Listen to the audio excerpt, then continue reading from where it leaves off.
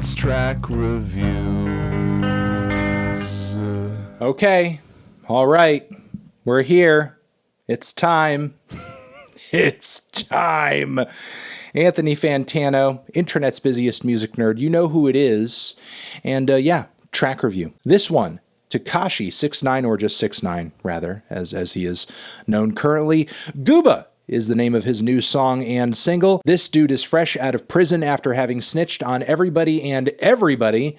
Many thought that he would have never been able to get his music career back up off the ground, even though publicly he had made statements about wishing to do so, even though there was label support for his music to be dropping again. And I don't know, he does have a lot of haters out there. He has a lot of people clowning on him. But here's the thing. 6IX9 has always banked on negative attention, on being a spectacle of sorts. 6IX9 is like Sour Patch Kids, essentially. You know, just like some really junky candy, and that's pretty much it. You know, you want to gawk at him, you want to look at him, you want to know what he's doing because you're kind of like looking at the weirdo who doesn't really know how to fly right. Having said that, I myself am morbidly curious to see what is going to go on with this new song over here.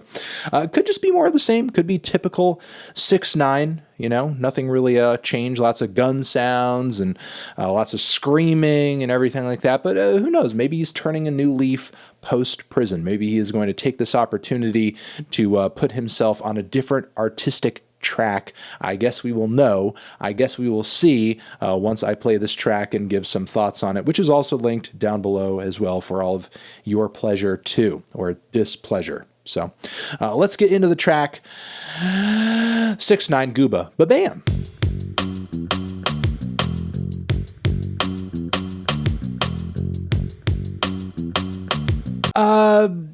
Okay. I have some mixed thoughts on this. I will say one of the things that I like about it off the bat is that he is really showing out here. Like this is very much a I'm back type of song. You really feel his presence. I love the big bass hits that kick the track off. I think that it's cool to start things off in a somewhat minimal way, pairing those bass hits with 6IX9's screamed trademark delivery and flow. Nothing too crazy or technical about it, of course.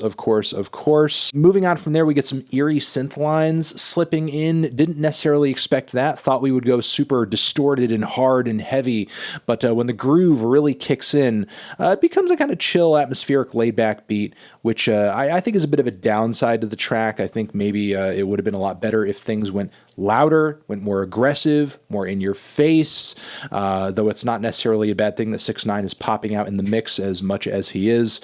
Don't necessarily need that voice competing with anything else, I suppose. As far as his delivery, his attitude, his tone of voice, all of that, which is really like the biggest selling point of 6IX9's music, he has not skipped a beat. It's like he wasn't even gone.